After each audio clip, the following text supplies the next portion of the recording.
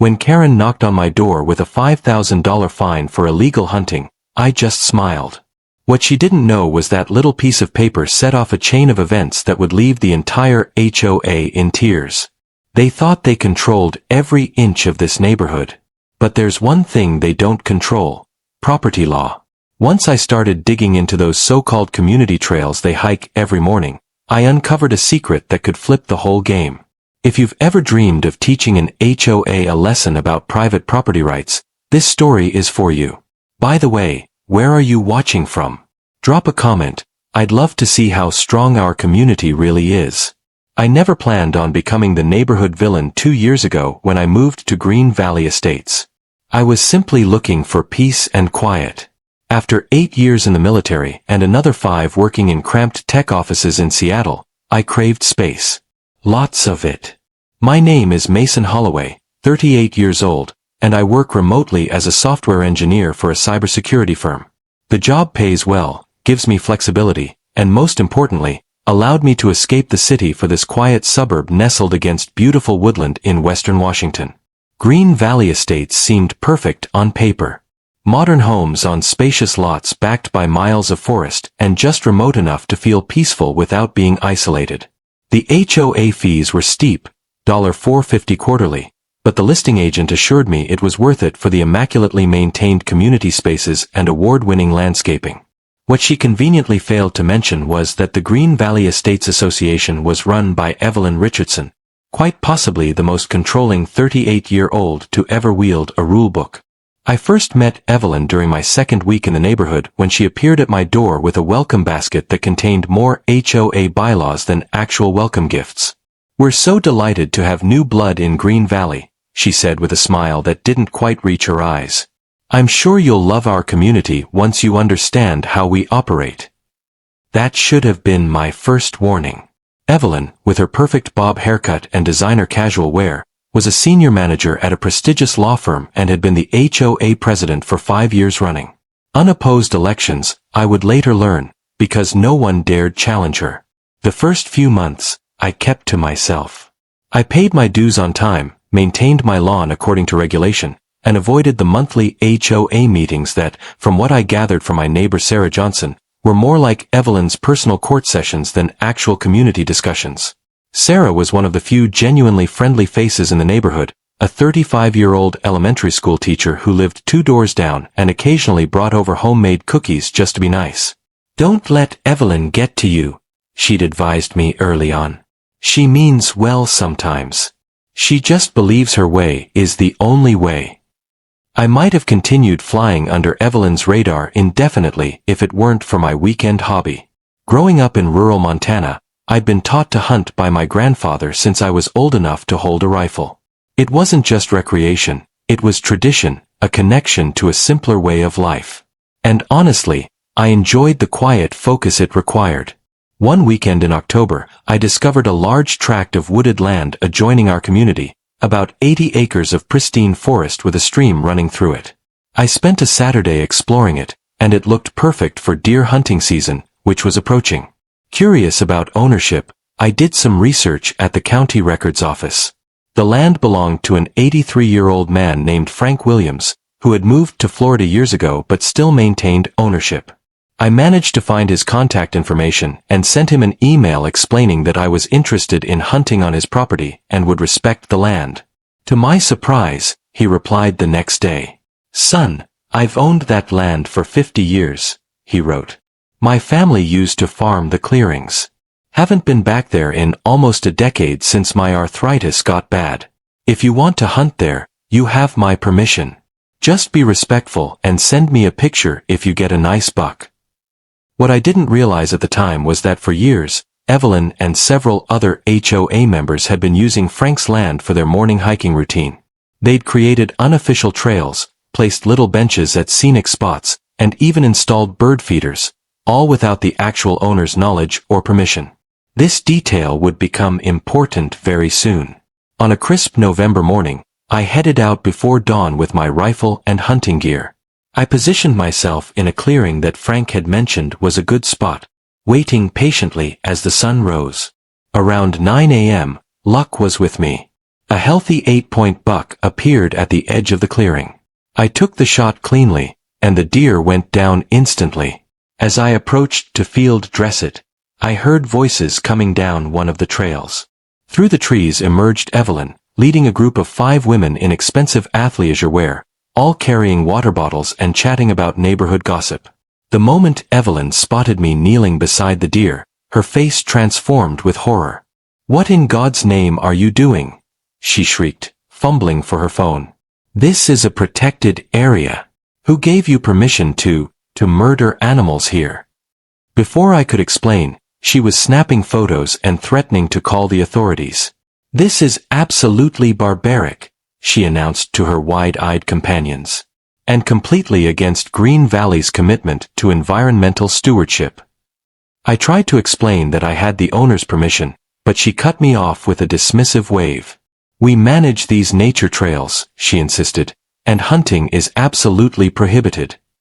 But what happened next made me realize that the HOA didn't just want to control the color of my mailbox, they wanted to control my entire life.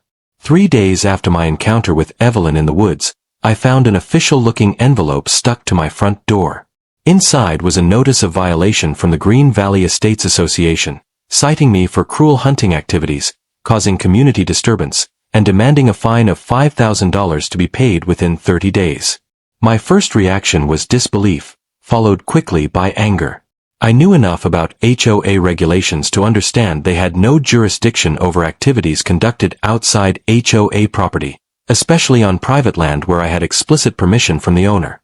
I called Sarah immediately, who sighed heavily when I told her about the fine. "That sounds like Evelyn," she said. "She's been talking about this at the school where I teach, making you sound like some kind of serial killer. Several parents are worried there's a dangerous element in the neighborhood now." Sarah lowered her voice, even though we were on the phone. "Look, Evelyn's been leading her Green Valley wellness walks through those woods for years. She uses it as a selling point when new people move in, exclusive access to private nature trails. I don't think she's ever bothered to check who actually owns the land." The next HOA meeting was scheduled for the following evening, and I decided to attend and challenge the fine. When I arrived at the community center, the small meeting room was unusually full. Evelyn sat at the head of the table, flanked by Marcus Bennett, the 42-year-old vice president who worked for the local government and functioned primarily as Evelyn's yes man. Richard Cooper, the 55-year-old HOA treasurer, sat to her right, looking uncomfortable. I recognized several other neighbors, including Jessica Parker, a 40-year-old woman known for reporting even the most minor HOA violations with zealous enthusiasm. "Ah, Mr. Holloway has decided to join us," Evelyn announced as I took a seat near the back. "Perhaps you'd like to explain to the community why you feel it's appropriate to engage in violent activities in our neighborhood nature preserve." The way she framed the question made it clear this was a public shaming, not a discussion. I stood up, holding a folder of documentation I'd prepared.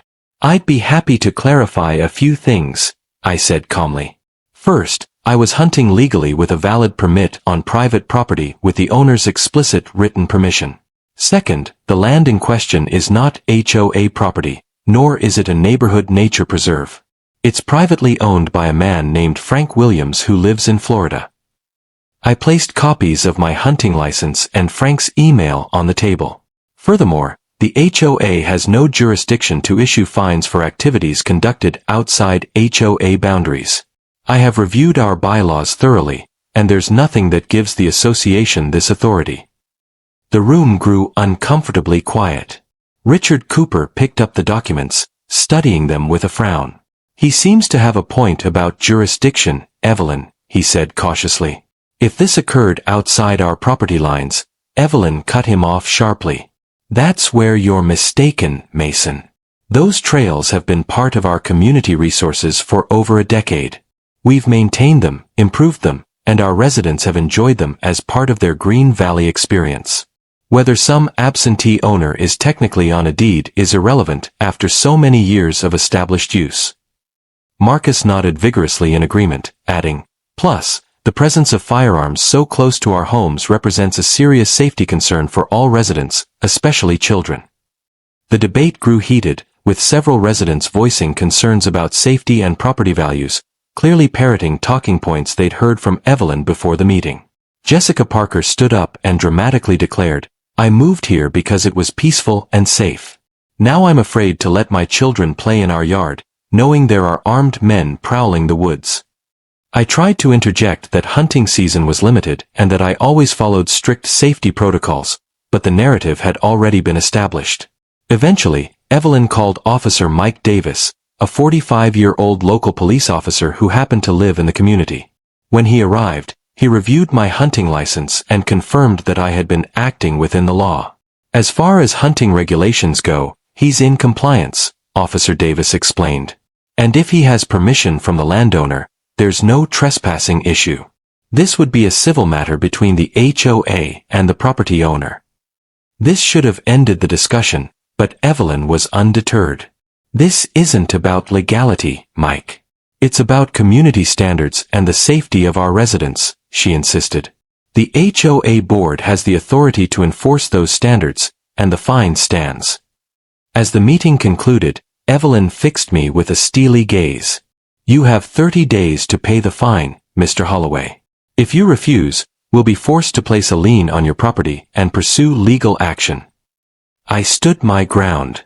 "I won't be paying a fine that has no legal basis," I replied. "And I suggest the board consult with an actual real estate attorney before making threats." On my way out, I noticed a brochure on the information table titled Green Valley Trails Map. I picked it up and was shocked to see Frank's entire property clearly marked as Green Valley Nature Trails, with no mention that it was private land. That night, I called Frank Williams again to update him on the situation. He sounded tired and frustrated. "I had no idea they were using my land like that," he said. "I've never given anyone permission to build trails or install benches. The property taxes keep going up, and I've been thinking about selling anyway. My medical bills are piling up, and I could use the cash." A thought began to form in my mind. "Frank," I asked casually, "if you're serious about selling, I might be interested in buying. What price would you consider?" As we discussed the details, I realized I might have found the perfect way to turn the tables on Evelyn and her HOA. That night, as I researched property ownership laws, I discovered something that made me gasp. The HOA wasn't just using the land without permission, they were actively planning to transform it into an Evelyn Richardson Nature Park without any consent from the actual owner. The discovery of the park plans changed everything. While digging through public records, I found permit applications filed by the HOA for preliminary development of a community nature park on Frank's land. They'd submitted environmental surveys, applied for grants, and even held fundraisers, all for a project on land they didn't own.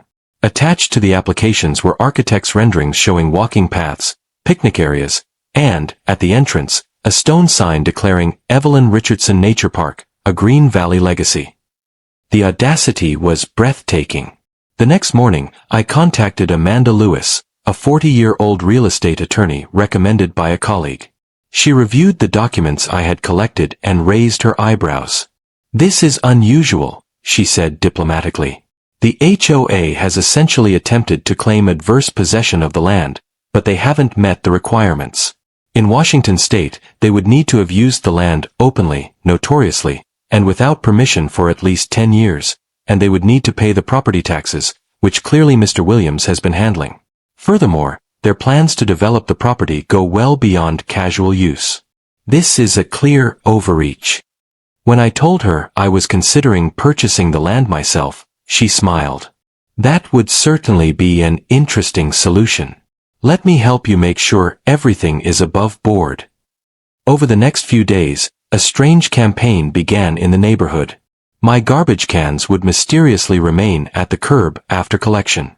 Anonymous notes appeared on my windshield warning me that animal killers aren't welcome in Green Valley. Several neighbors who had previously been friendly suddenly became distant.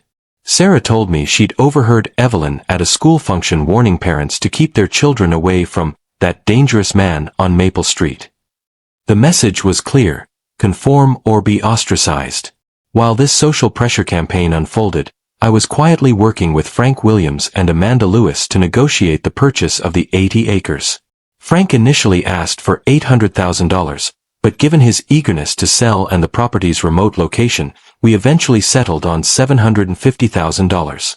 It was a steep price, nearly my entire savings and a chunk of an inheritance from my grandparents, but I considered it an investment in both real estate and peace of mind. Amanda expedited the paperwork, and we scheduled the closing for the following week. During this time, I received 3 more notices from the HOA. One for improper garbage can storage, another for unauthorized vehicle parking, my own truck in my own driveway because I'd left it there for more than 24 hours while on a business trip, and a third reminder about the hunting violation fine, now with added late fees. I filed each one away, following Amanda's advice to document everything but not engage until we'd completed the land purchase. Sarah continued to be my eyes and ears in the community. Evelyn's holding private meetings with certain homeowners, she reported one evening. They're planning some big announcement about a new community project. There's a fundraising event next month. Very exclusive, minimum donation of $1,000. She's been particularly friendly with Daniel Thompson from the City Council. Daniel Thompson was a 50-year-old local politician known for supporting development projects, and his connection to Evelyn raised further concerns about what they were planning for Frank's land. I also noticed Trevor Adams, Evelyn's 39-year-old husband and an architectural consultant, surveying the property with measuring equipment. One afternoon, when he spotted me watching from the edge of the woods, he quickly packed up and left without acknowledging me. His company, Green Vision Consulting, was listed on the park development applications as the primary design firm for the project. Everything pointed to a well-orchestrated plan to essentially appropriate Frank's land for the HOA's purposes, and specifically for Evelyn's ego-driven vanity project. By the end of the week, I received another visit from Evelyn and Marcus. This time, they brought a formal notice of intent to sue if I didn't pay the accumulated fines, now totaling $5,700 with late fees. "This is your final warning, Mason," Evelyn said, her voice dripping with artificial concern. "We don't want to take legal action, but the community's standards must be upheld." Marcus stood behind her, arms crossed, trying to look intimidating but mainly succeeding at looking uncomfortable. "The board has unanimously approved pursuing legal remedies if you continue to refuse cooperation," he added. I nodded politely. "I understand. You'll have my response within 48 hours. Evelyn seemed surprised by my sudden agreeableness but recovered quickly. "I'm glad you're finally seeing reason," she said with a satisfied smile. "Perhaps you're beginning to understand how we do things in Green Valley." If only she knew what was coming. The very next day, I completed the purchase of Frank's 80 acres.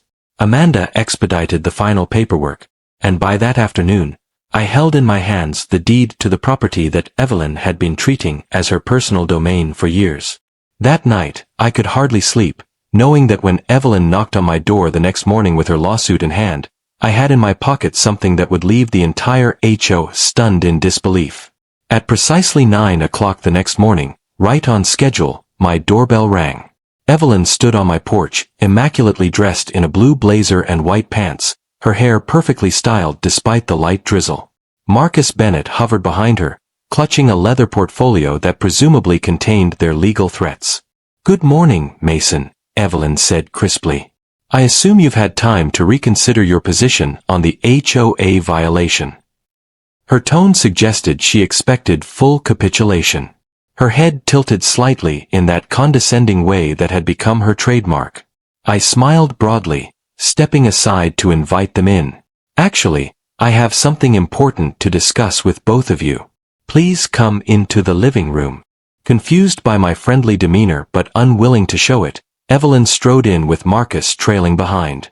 Once seated, she immediately took control. "Before you begin whatever explanation you've prepared, I should inform you that we've filed paperwork with the county court regarding your violation," she added with practiced magnanimity. "If you're prepared to pay the full amount today, we can still withdraw the filing before it progresses further." "But that's very interesting," I replied, maintaining my calm. "But I think you'll want to see this first." I slid a folder across the coffee table. Inside was a copy of the deed to Frank Williams' 80 acres, now bearing my name as the legal owner, along with a survey map clearly showing the boundaries. As of yesterday afternoon, I am the sole owner of the property where the alleged hunting violation occurred. Furthermore, I am also now the owner of all the land where the Green Valley HOA has been illegally creating trails, installing benches, and planning to build a park without the previous owner's permission. The color drained from Evelyn's face. She snatched up the documents, flipping through them frantically while Marcus peered over her shoulder, his expression shifting from confusion to alarm. This can't be right," she stammered. "The community has been using those trails for over a decade. We have established rights." "Adverse possession," I interrupted. "My attorney assures me you don't qualify. You never paid the property taxes, never had explicit or implicit permission from the owner, and Mr. Williams was never notified of your intentions to develop his land." I leaned forward. "In fact, I have documentation showing that the HOA deliberately avoided contacting the legal owner while planning substantial development on his property. That raises serious legal questions about fraud and misrepresentation, especially considering the fundraising you've done for this project." Marcus began to look physically ill, tugging at his collar. "Evelyn, perhaps we should consult with legal counsel before." She silenced him with a glare. "This changes nothing," she insisted, though her voice had lost its earlier confidence. "The community has established usage rights through years of maintenance and improvement of the trails. The courts will recognize. Feel free to pursue that argument in court," I replied evenly. "In the meantime, as the legal owner, I'm formally notifying you that all HOA activities on my property must cease immediately. Any trails, benches, bird feeders, or other installations are there without my permission and must be removed within 7 days. Furthermore," I added, sliding another document toward them, "this is a cease and desist letter from my attorney regarding the fraudulent park development plans. All fundraising and permit applications must be withdrawn immediately." Evelyn stood abruptly, her composure cracking. "You have no idea who you're dealing with," she hissed. "I've built this community from nothing. Everyone respects my vision. One outsider with a deed won't change that. The HOA board stands behind me completely." I remained seated, maintaining eye contact. "That may be true, but the law stands behind me. And unlike HOA rules, actual property law is enforceable by authorities beyond your control." After they left, Evelyn storming out, Marcus scurrying after her, I watched through the window as they hurried across the street to the home of Jessica Parker, no doubt to begin damage control. Within hours, my phone was buzzing with text messages from Sarah. "Emergency HOA meeting called for 7 p.m. tonight. Everyone's talking about you buying the hiking land. Evelyn is furious." By afternoon, I had ordered private property, no trespassing signs to be installed around the perimeter of my new land and hired a contractor to begin placing them the next day. As I prepared to attend the emergency meeting, my doorbell rang again. This time, it was Emily Chen, a 39-year-old reporter from the local newspaper. "Mr. Holloway, I'm Emily Chen from the Valley Chronicle. We've received some interesting tips about a dispute between you and the Green Valley HOA. Would you care to comment?" Her directness was refreshing after months of passive-aggressive neighborhood politics. I invited her in, explaining the situation while carefully avoiding any comments that could be considered defamatory. Emily took detailed notes, her eyes widening at certain revelations. "So you purchased the land legally, and the HOA had been using it without permission all this time, and they were planning to build a park named after their president without consulting the owner?" She shook her head in disbelief. "This will make quite a story." Just before I left for the meeting, an elderly man approached my house cautiously. He introduced himself as Robert Jackson, a 65-year-old retired accountant who had lived in Green Valley for over 20 years. "I need to speak with you privately," he said, glancing nervously over his shoulder about Evelyn and that land you bought.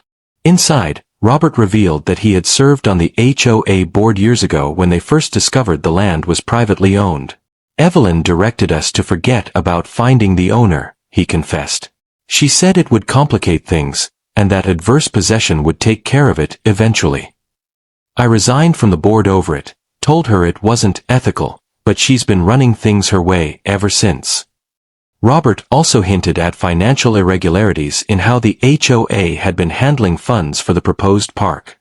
They've been collecting special assessments for 3 years for the Trail Improvement Fund, substantial amounts, but the financial reports don't fully account for all the money. When I asked questions at a meeting last year, I was told the detailed accounting was confidential due to ongoing negotiations. This new information was a bombshell. What Robert was describing went beyond HOA overreach. It suggested potential financial misconduct.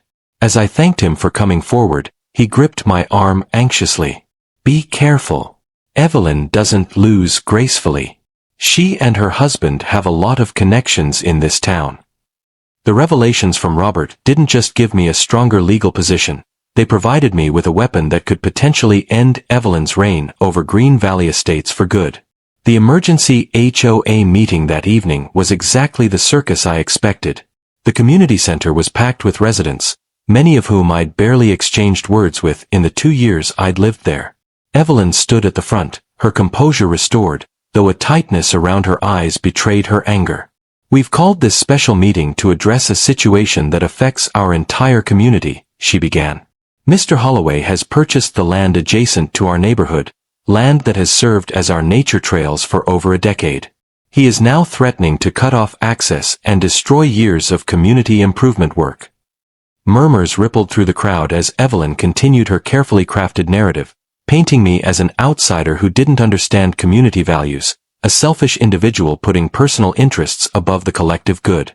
Marcus stood beside her, nodding earnestly at every point. When she finished her speech, she turned the floor over to Trevor Adams, her husband, who unveiled glossy renderings of the proposed Evelyn Richardson Nature Park, complete with walking paths, a playground, and a small amphitheater for community events. "All of this is now at risk," he concluded solemnly. "Years of planning and fundraising, potentially wasted because one person refuses to embrace our community vision." When I was finally allowed to speak, the atmosphere was decidedly hostile. "I appreciate everyone's concern," I began, keeping my voice level. "But there are some facts you should be aware of. First, this land has always been private property. The previous owner was never contacted by the HOA before trails were built or benches installed. Second, the park plans unveiled tonight were developed without any legal right to the property. And third, most importantly, the fundraising done for this project was conducted under false pretenses, since the HOA never had any legal claim to the land." The room erupted in a mix of outrage and confusion. Some residents shouted questions about their donations, while others accused me of destroying community amenities. Through the chaos, I noticed Nancy Roberts, the 42-year-old HOA secretary, watching the proceedings with an odd expression. Not anger, but something closer to fear. She avoided eye contact when I looked her way. Richard Cooper, the treasurer, also seemed uncomfortable, shuffling papers and whispering urgently to Marcus. After the meeting dissolved into arguing factions, Sarah approached me as I was leaving. "That was intense," she whispered. "But you've got people talking. Some of the older residents are asking questions about the fundraising. No one seems to know exactly how much was collected or where it all went." She glanced around nervously. "Listen, I think Nancy knows something. She's been acting strange ever since the park project began. Maybe try talking to her." Over the next 3 days, I watched as my property signs were installed around the perimeter of my new land. By the second day, half of them had been removed or vandalized, exactly as I'd anticipated. I'd installed trail cameras at key points, which captured clear images of Marcus Bennett and several other HOA members trespassing to remove the signs in the middle of the night.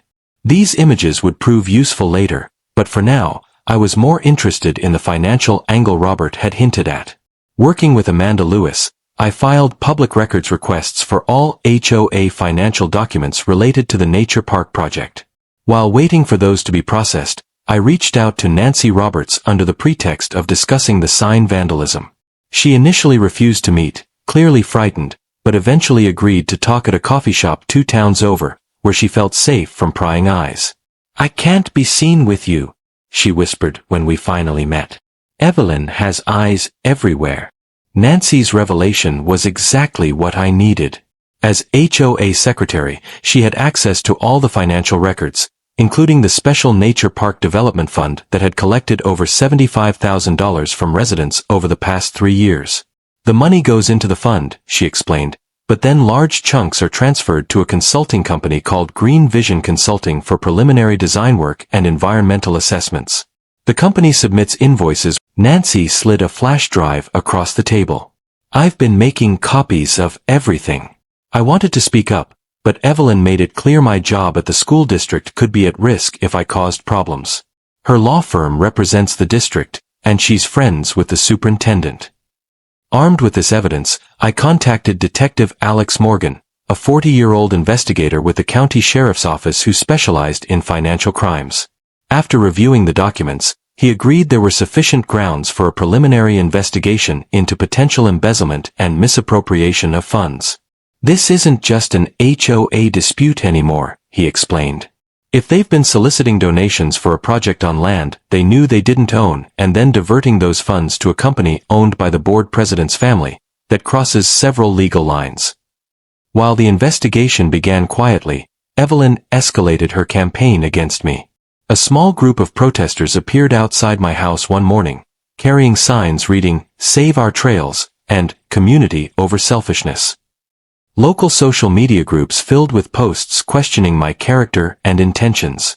More disturbingly, Sarah called to warn me that she'd been approached by the school principal, who expressed concerns about her friendship with the controversial new resident and hinted that her upcoming contract renewal might be affected. Emily Chen's article about the dispute appeared in the Valley Chronicle, presenting a relatively balanced view of the situation but raising pointed questions about the park fundraising and the HOA's authority. The day after it was published, I received a certified letter from the HOA's attorney, threatening to sue me for defamation and demanding $100,000 in damages for harming the reputation of the Green Valley Estates Association and its officers. The letter specifically mentioned the financial allegations, claiming they were malicious fabrications intended to distract from Holloway's own violations. That evening, I received an unexpected call from Detective Morgan. "We've obtained preliminary bank records," he said without preamble. "In the past 3 years, Green Vision Consulting has received payments totaling $68,000 from the HOA's special fund. The company has only one client, the HOA, and has issued invoices for services that would typically cost about 1/3 of what was charged. We're moving forward with the investigation, but thought you should know." At the next HOA meeting, Evelyn was visibly tense but doubling down on her narrative. "We will not be intimidated by baseless accusations," she declared to the assembled residents. "Mr. Holloway is attempting to deflect attention from his own violations by smearing the reputation of those who have selflessly served this community. Rest assured, the board will defend itself vigorously against these attacks." As she spoke, I noticed several residents exchanging skeptical glances. The facade was beginning to crack. Evelyn must have sensed it too, because she abruptly shifted tactics, fixing me with a cold stare from across the room. "You've made a serious mistake, Mason," she said. "When this is over, I promise you won't just lose this battle. You'll regret ever moving to Green Valley. I will personally make sure of it." Her threat, made publicly in front of dozens of witnesses, was the final piece I needed. As I left the meeting, I knew it was time to stop playing defense and launch my counterattack. What Evelyn didn't know was that in 24 hours, it wouldn't be me facing devastating consequences. It would be her. The next morning, I called Emily Chen and invited her to my home for an exclusive interview. When she arrived, I presented her with copies of all the evidence I'd gathered, the financial records showing payments to Green Vision Consulting, the incorporation documents for the company showing its ownership by Trevor Adams and Patricia Bennett, the fundraising materials that misrepresented the HOA's right to develop the land, and statements from both Frank Williams and Robert Jackson confirming the HOA had deliberately avoided contacting the legal owner. I also included the audio recording of Evelyn's threat from the previous night's meeting, along with witness statements from residents who had heard it. "This is extensive," Emily said, eyes widening as she reviewed the documents. And you're saying Detective Morgan is already investigating? I nodded. He's been very professional, treating this as a potential financial crimes case rather than a neighborhood dispute. I believe he's interviewing other board members today. Emily's article would appear in the next day's paper, but she promised to publish an online preview that evening. Perfect timing for the special HOA meeting. Evelyn had called to discuss legal strategies against defamatory statements. While Emily worked on her story, I implemented the next phase of my plan. With Amanda's help, I drafted a formal letter to every Green Valley resident, providing documentation of the financial irregularities and explaining exactly how their donations had been misused. I included copies of the trail camera photos showing HOA board members vandalizing my property signs, along with a detailed accounting of how much had been collected for the park fund versus how much had been paid to Green Vision Consulting. The letter concluded with a proposal.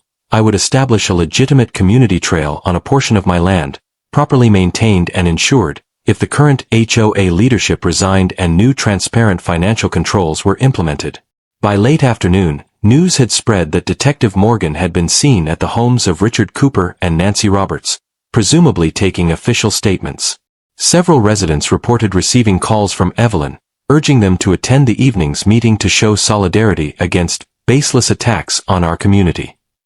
But her support was crumbling rapidly. John Peterson, a 70-year-old retired banker who had donated $5,000 to the park fund, was calling other residents, expressing his outrage at how the money had been handled. Cynthia Miller, one of Evelyn's former allies on the HOA board, publicly announced she was requesting a full audit of all association funds. The special meeting that evening was unlike any other in Green Valley's history. The community center was packed beyond capacity, with residents spilling out into the parking lot. Evelyn arrived with Trevor and Marcus, all three looking tense but determined. She attempted to call the meeting to order, but was immediately interrupted by shouts and questions from the crowd. "Is it true you've been funneling HOA money to your husband's company?" someone called out. "Why didn't you tell us the land wasn't ours to develop?" demanded another. Evelyn tried to regain control, her voice rising above the din. "These are all malicious fabrications. Mason Holloway is attempting to manipulate this community for his own purposes." Yes, Green Vision Consulting has provided services to the HOA, all properly documented and approved by the board, she continued. The fact that Trevor happens to be a principal in the company doesn't change the quality of work provided. This only prompted more questions and objections. "But you didn't disclose the conflict of interest," shouted Richard Cooper, surprising everyone by breaking ranks. "I signed off on those payments because you assured me everything was above board." As the meeting descended into chaos, District Attorney William Hayes unexpectedly arrived, accompanied by Detective Morgan. They stood quietly at the back of the room, observing. Their presence did not go unnoticed by Evelyn, whose composure finally cracked. "This is ridiculous," she shouted, slamming her hand on the podium. "Everything I've done has been for this community. If I've bent a few procedural rules, it was only to ensure our beautiful park would become a reality. Would you rather have some gun-toting outsider control our access to nature?" Her outburst silenced the room momentarily, but then Nancy Roberts stood up from her seat in the corner. "That's not true, Evelyn," she said, her voice trembling but determined. "And you know it. You deliberately concealed information about the land ownership. You pressured the board to approve payments to Trevor's company without proper review. You threatened my job when I questioned the invoices. This wasn't about the community. It was about building a monument to yourself with other people's money." The meeting erupted again, with multiple residents demanding Evelyn's resignation. Marcus attempted to defend her, but his heart wasn't in it. Trevor remained silent, his face pale as he watched his wife's carefully constructed empire crumbling. District Attorney Hayes approached the podium and gently but firmly asked Evelyn to step aside. "In light of the ongoing investigation," he announced to the room, "I would suggest the association consider temporary leadership until this matter is resolved." Evelyn refused to surrender gracefully. "I will not be stepping down," she declared, glaring defiantly at the crowd. "These accusations are defamatory, and anyone repeating them will be named in our lawsuit. This community needs strong leadership now more than ever, and I will not abandon my responsibilities because of one disgruntled resident's vendetta." With that, she gathered her things and strode out, Trevor and Marcus hurrying after her. As the residents dispersed, many approached me with questions, apologies, and expressions of support. Sarah, who had been documenting the meeting with her phone, gave me a thumbs up from across the room. Emily Chen, who had slipped in during the commotion, was busily interviewing residents for her follow-up story. District Attorney Hayes and Detective Morgan asked if I could come to the sheriff's office the next morning to provide an official statement. "This has moved beyond an HOA dispute," Hayes explained quietly. "The evidence suggests potential wire fraud, misappropriation of funds, and abuse of position.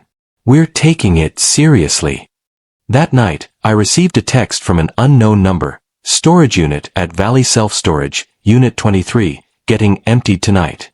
Documents being moved. Thought you should know." I immediately called Detective Morgan, who thanked me for the tip and promised to look into it.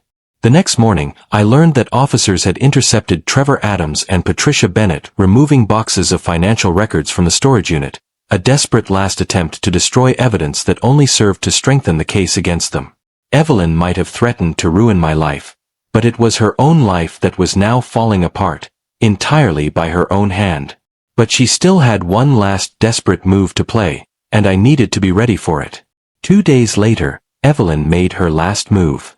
Through social media and email, she announced a community trail preservation walk, basically a mass trespass on my land, set for Saturday morning.